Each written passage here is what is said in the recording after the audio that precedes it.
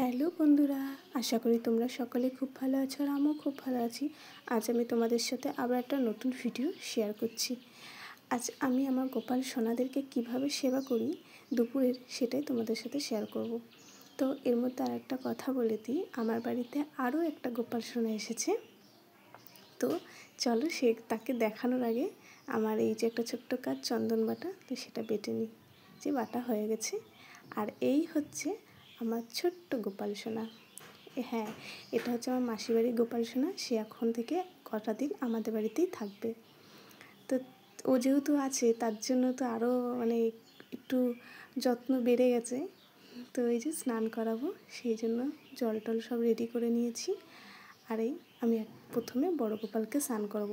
ওকে বড় বলছি তার কারণ ও প্রথমে এসেছে মাসির বাড়ি, তারপরে আমাদের বাড়িতে এসেছে আমার ছোট্ট গোপু সোনা, সেই কারণে ও বড়।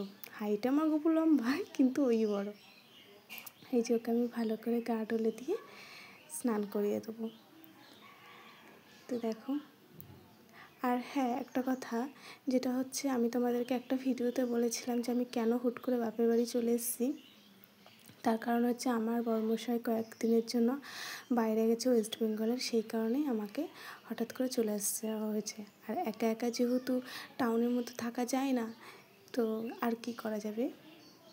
এই যে আমি আমার ছোট্ট গোপু সোনাকে এবার হাত পা ডলে দিয়ে স্নান করে দিচ্ছি। আর ভিডিওটা কেমন হয়েছে বা কেমন লাগলো তোমাদেরকে, তোমরা কিন্তু অবশ্যই কমেন্টে জানিও আর একটা লাইক দিও কিন্তু। আর আমার নতুন নতুন ভিডিও দেখার জন্য তোমাদের কাছে পৌঁছে যাওয়ার জন্য সাবস্ক্রাইব তো করতেই হবে, নাহলে নোটিফিকেশান পৌঁছাবে কী করে। তো প্লিজ সাবস্ক্রাইব করে দিও। এই যে ওদের স্নান করানো হয়ে গেছে, এরপর আমি ওদেরকে পোশাক পরাবো। তো চলো কী কী পোশাক রেডি করেছি সেগুলো দেখাই। এই আমি সব কিছু রেডি করে নিয়েছিলাম, আঁতুর, গলাহার, ড্রেস, চুল। তো সেগুলো আমি এক এক করে পরিয়ে দেবো। আজ আমি সব জামাকাপড় কেচে দিয়েছিলাম, বড় গোপাল ছোটো গোপাল সবারই, সেই জন্য বেশি জামাকাপড় শুকায়নি, দুটো মাত্র শুকিয়েছিল। আর ছোটো গোপালের তো কোনো জামাকাপড়ই শুকায়নি, তবু ওর ভাইয়ের জামাই পরেছে। ওর ভাইয়ের গলাহার, ভাইয়ের চুড়ি সব কিছু ভাইয়েরই পরেছিল, শুধু মুকুটটা ওর ছিল। তো দেখো, আমি সুন্দর করে ওদেরকে সাজিয়ে গুছিয়ে দেব। এই আমি চারিদিকে একটু আঁতুর লাগিয়ে দিচ্ছি, তারপর আমি চন্দনের ফোঁটা দিয়ে নিলাম। এরপর ওদেরকে আমি একটা আয়না দর্শন করে দেবো।